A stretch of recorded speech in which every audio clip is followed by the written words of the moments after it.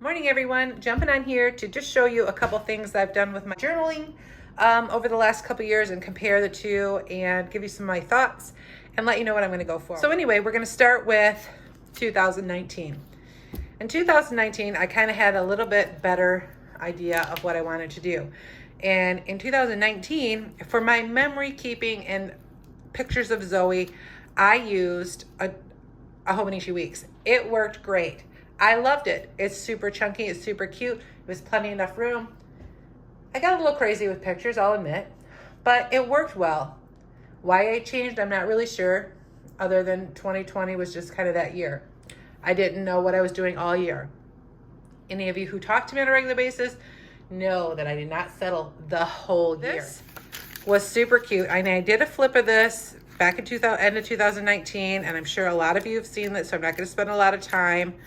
But I tipped in pictures. I wrote a little schedule stuff sometimes if I didn't have anything to write. It was just fun. Different things that happened throughout the year. Mostly, I'll attest to Zoe, and I'll be honest, she'll still grab this and look at it. She likes this book, and I had a lot of information in here. It was great. But for 2020, I decided to go to a cousin, and I'm going to show you that. But I'm going to say going forward, for 2021, I'm going back to this for my memory journaling and pictures of Zoe, just because I liked it. Granted, it's bumpy and it got a little hard to write in. I love being able to grab this book and flip through it. The cousin for 2020, I will say I liked doing this too, but I could not. It just was too overwhelming to write specific things that I did the day or memories. I'm kind of more of a snippet of the day type person.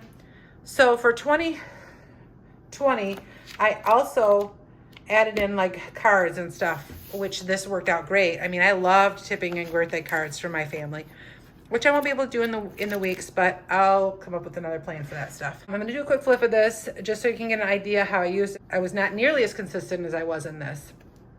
So I went through and I really liked this. I took some washi, and the first page of every month I washi, and I loved that. It kind of made the edges look cute and pretty, and I'll probably do that again in my faith one. But nothing really happened. I did get the stickers and put here. I'm not, I really didn't use this. The months I did go back in and write, memory things that I did with Zoe that I want to take note of. And, considering that I really didn't think we did much this year, we did, considering COVID and all.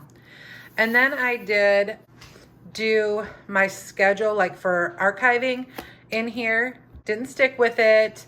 It felt a little more repetitive, more than I wanted it to. So this year for archiving, I have myself a personal weeks, which I didn't bring because I'll do that in another video. It was kind of archiving. I didn't stick 100% with it, but I do like the few spreads that I did do. I enjoyed it. For dailies, I kind of got a little overwhelmed with the page size here, and I put a lot of stickers in, but I'd write if we went to the movies and take a picture, but it wasn't every day. And I felt like I was wasting a lot of the week or the cousin because I wasn't doing stuff every day.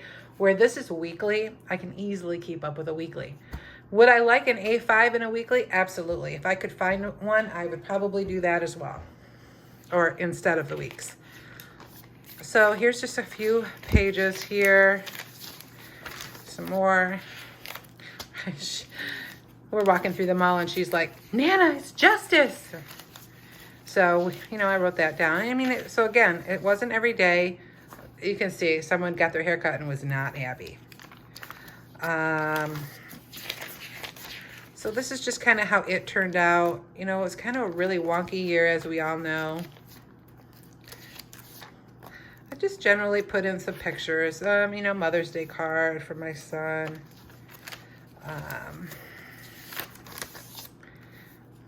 More pictures. Mostly it's memories of Zoe. Happy anniversary. Letters from my husband, my dog. Random stuff stuck in here. Yeah. And my birthday. you know, things like that. So it's kind of just like a little memory scrapbook, we carved pumpkins.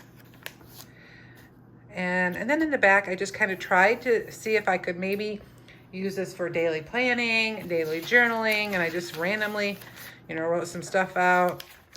But it's just not really, the size for that is just not really where I'm at right now. And then here's Christmas, December. So you can see every page I kind of did a little bit different, you know, or not at all.